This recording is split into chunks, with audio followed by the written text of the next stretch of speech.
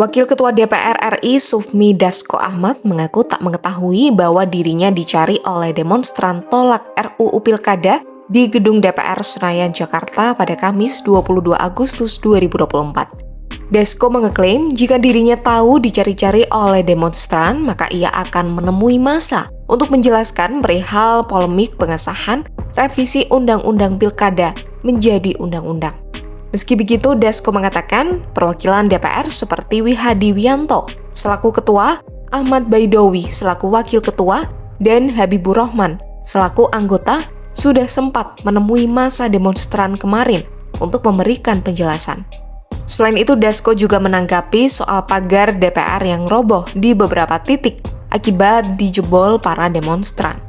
Ia akan melapor ke Sekretariat Jenderal DPR untuk memastikan perbaikan pagar tersebut. Pernyataan ini disampaikan Sufmi Dasko dalam konferensi pers di Gedung DPR Jakarta pada Kamis malam. Saya nggak tahu kalau dicari-cari. Kalau tadi dicari, saya pasti akan menemui untuk menjelaskan. Kita tadi nemu. Tapi tadi kan kawan-kawan sudah menemui, mewakili, menyatakan bahwa tidak ada revisi Undang-Undang Pilkada. Mengenai pagar yang roboh, mungkin kita akan evaluasi pada kesekjenan bagaimana nanti, apakah memang sudah waktunya direnovasi atau memang kemudian masih cukup kuat. Dasko juga menanggapi soal tudingan jika Balik DPR merevisi UU nomor 6 tahun 2020 tentang pilkada secara diam-diam. Dasko menegaskan tudingan tersebut tidak benar. Ketua Harian DPP Partai Gerindra itu menegaskan pembahasan revisi UU Pilkada dilakukan secara terbuka. Proses pembahasan di Balik pun disiarkan. Ya, saya juga bingung kita nggak pernah diam-diam. Di Balik itu kemarin itu terbuka, live. Timus, Timsin, Panja itu bisa tidak kita batasi. Wartawan bisa meliput. Argumen semua dikemukakan di situ juga bisa diliput. Nah, sehingga nggak ada yang dibilang bahwa kemudian pelaksanaannya diam-diam. Kalau diam-diam tentunya nggak dilakukan DPR lah.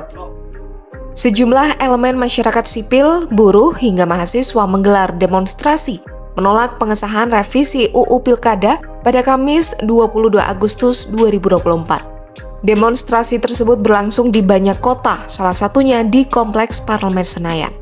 Aksi ini merupakan bagian dari gerakan peringatan darurat Indonesia yang ramai di media sosial setelah DPR bermanuver mengabaikan putusan MK. Dalam rapat pada Selasa 20 Agustus 2024, Balik DPR pun menganulir dua putusan krusial MK dalam draft isi revisi UU Pilkada tersebut, yakni ambang batas pencalonan atau threshold kandidat serta batas usia minimum calon kepala daerah.